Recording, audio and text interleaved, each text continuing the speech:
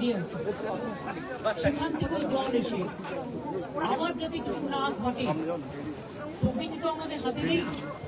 সেই জন্য আগে থেকে সবাইকে অ্যালার্ট করছি যে যারা লো ল্যান্ডে আছেন তারা যেন লো ল্যান্ড থেকে সরে যান।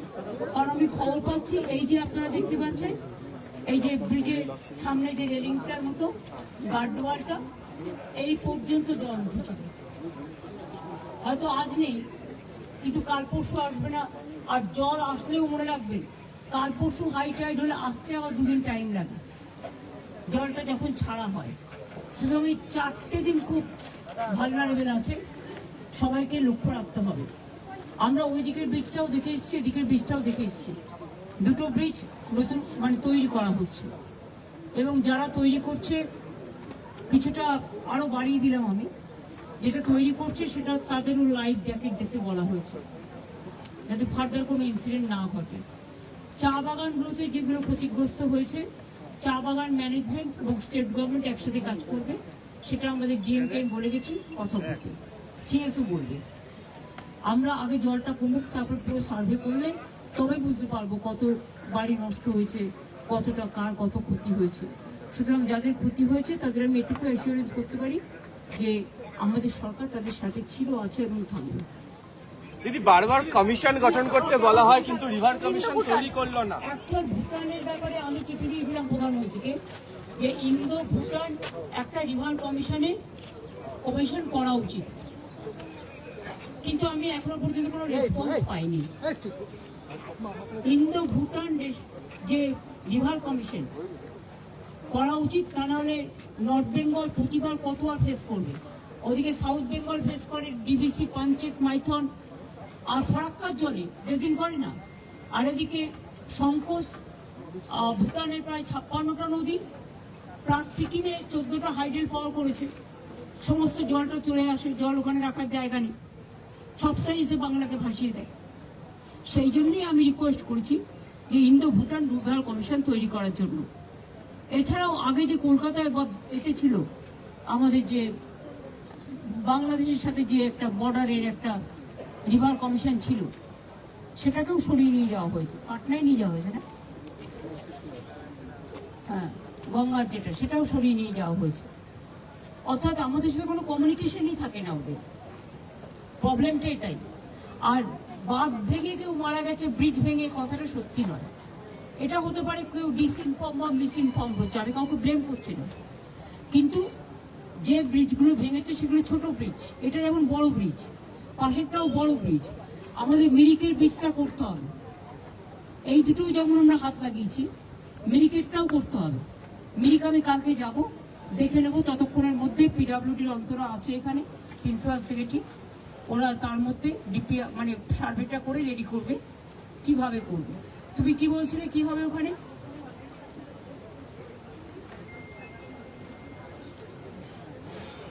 ওখানে একটা নতুন ব্রিজ হচ্ছে যেখানে মিরিকে ভেঙেছে, সেটা 1 year লাগবে টু কমপ্লিটেড। আর আরেকটা তোমরা, এটা ততদিন একটা টেম্পোরারিলি হিউম পাইপ দিয়ে ওরা একটা 1 মাসের মধ্যে একটা টেম্পোরারি ব্রিজ করে দেবে।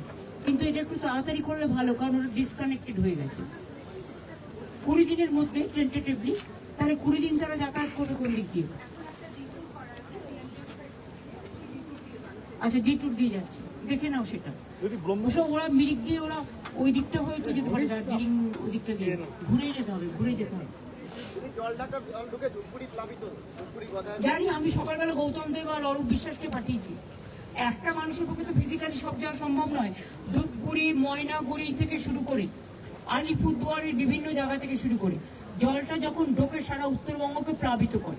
ইভেন কুচবিহারেও আগামী দিনে দুর্যোগের আশঙ্কা রয়েছে। আমি কুচবিহারেও সবাইকে অ্যালার্ট করছি। আমি ডিএমদের সাথে কাল ভিসি করেছি, ডিএম, ডিজি ছিল, সিএস ছিল। আমরা কাল দুপুরে সকালবেলাতেই এগুলো সব করে নিয়েছি। কাজে এটা নিশ্চিন্তে থাকুন যে আমরা কন্টিনিউয়াস মনিটরিং করছি এবং মনিটরিং নাম্বারও দেওয়া আছে। যদি ব্রহ্মপুত্র নদী কমিশনে তোরসা তিস্তা ইনক্লুডেড ছিল, সেটাকে কাটিয়ে দিয়েছে। ব্রহ্মপুত্র নদী এখন তো আমাদের বন্যার টাকাও দেয় না। গঙ্গা পরিষ্কারের যেটা গঙ্গা অ্যাকশন প্ল্যান ছিল, তাও সরিয়ে নিয়েছে সেন্ট্রাল গভর্নমেন্ট। বন্যার ত্রাণে একমাত্র বেঙ্গল 1 পয়সাও দেয়নি। বঙ্গপুত্র যেটা ছিল তোস্তা তিরসা, তাদের বাদ দিয়ে দেওয়া হয়েছে। তো এগুলো বাংলার প্রতি বঞ্চনা। আমি এখনই রাজনৈতিক কথা বলবো না, আপনারা জিজ্ঞেস করলেন বলে আমাকে উত্তরটা দিতে হলো। এটা তো চলছে, বাট এটা আমরা আমাদের লড়ে নিতে হবে, মোকাবিলা করতে হবে। বাংলার মানুষ আর যাই হোক, বাংলার মানুষ মাথা নত করে না, ভিক্ষে চায় না। ওদের দায়িত্ব এটা কনফিডেন্স নিয়ে কাজটা করা। আজকে ডিভিসিতে ওদের যা জল থাকার কথা, 6 lakh metric cusec,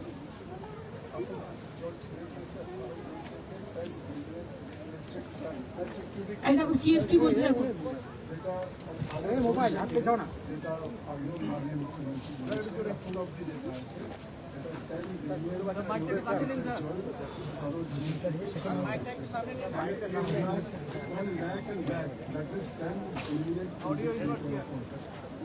already 18 June থেকে 10 লাখ বিলিয়নের ওপর 10 বিলিয়ন কিউবিক মিটার জল ছেড়েছে।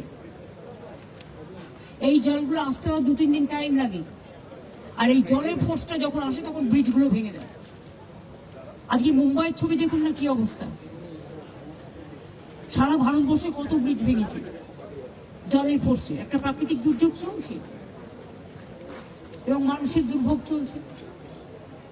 দিদি, অনেকে শোক বার্তা জানিয়ে টুইট করেছেন। स्टेशन के साथ अभी तक कोई संपर्क हो पाई है, कोई वार्तालाप हो पाई है इस विषय पे, या उनका एडमिनिस्ट्रेशन आपसे कोई संपर्क किया है? নেই। দিদি, অনেকে সোশ্যাল মিডিয়াতে টুইট করেছেন শোক বার্তা জানিয়ে বা পাশে থাকার আশ্বাস জানিয়ে, কিন্তু সেক্ষেত্রে সেন্ট্রাল গভর্নমেন্টের কারো কাছ থেকে এখনো পর্যন্ত আর্থিক কোনো সাহায্যের কথা কিছু আপনাকে না না, নাথিং। আমরা যা করছি স্টেট গভর্নমেন্টই করছি।